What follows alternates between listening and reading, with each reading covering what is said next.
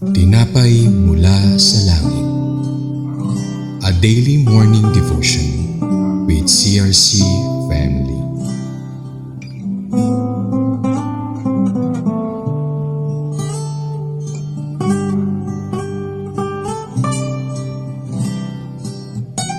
Isang mapagpalang umaga kapatid, ako si Gadiel Customer ng CRC Mother Church.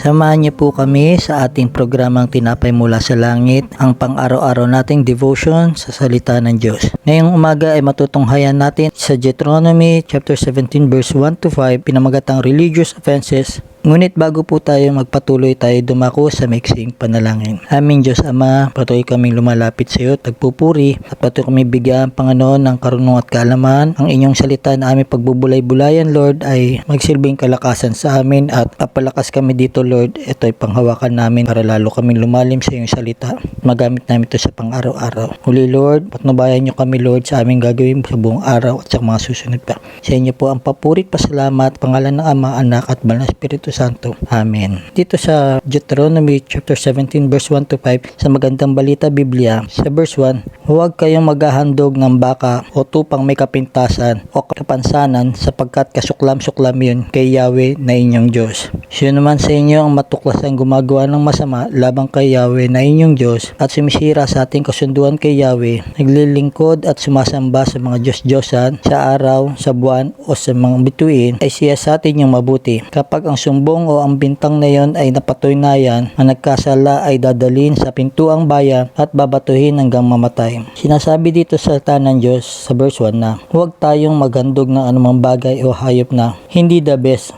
o may bahid na kapintasan, sapagkat ang ating Diyos na sinasamba at pinaglilingkuran ay the best kung magbigay sa atin ng pagpapala at the best ang mga plano niya para sa atin. Sabi naman sa verse 2 hanggang verse 5 na kung sino man ang matuklasan na sumasamba at maglingkod sa Diyos-Diyosan, sumisira sa kasunduan kay Yahweh at gumagawa ng masama laban kay Yahweh, ay kailangan siya sa ating mabuti, sapagkat kung ang sumbong ang bintang na yun ay napatunayan na nagkasala ay dadalhin sa pintuang bayan saka babatuhin hanggang sa mamatay.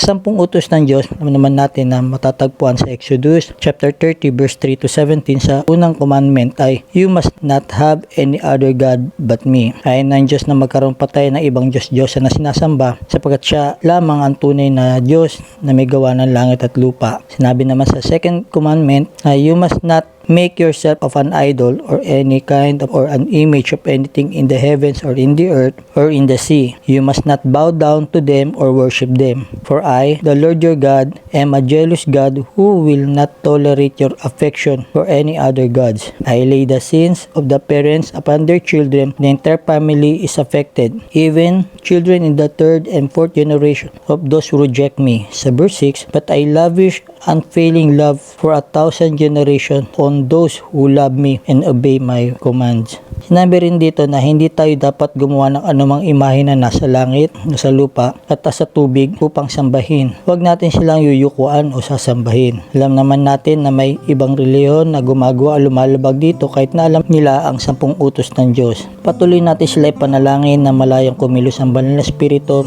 sa kanilang buhay upang mabago ang kanilang paniniwala at ginagawa. Sa ating conclusion o reflection na patuloy nating siyasatin ang ating mga sarili. Kung tayo ba ay may ibang sinasamba maliban sa ating Diyos? Minsan ba may iba tayong priorities kaysa sa ating Diyos, mapamaterial man yan o ano pa man? Kung tayo may magbibigay na handog sa ating Diyos, ibigay natin the best.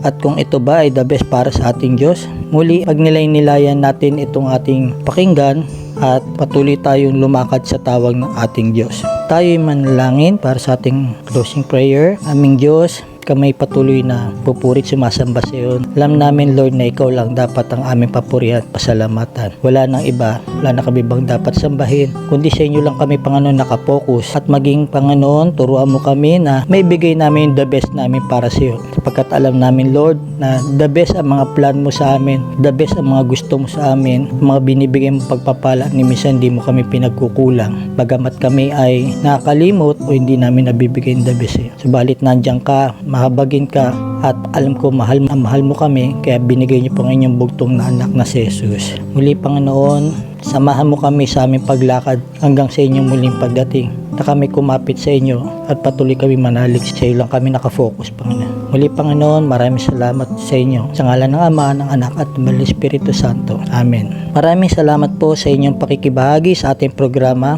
Lagi po natin paglilinayan ang salita ng Diyos mula sa ating puso. Dahil lubos magiging kaunawaan natin dito. Muli po ninyo kami samahan bukas sa pagninilay ng kanyang mga salita dito sa programang Tinapay Mula sa Langit. Malaya po ninyong i-share ang video na ito upang kayo ay maging pagpapala sa iba. Pagpalain po tayong lahat ng ating Panginoong Jesus. Magandang umaga po. Salamat.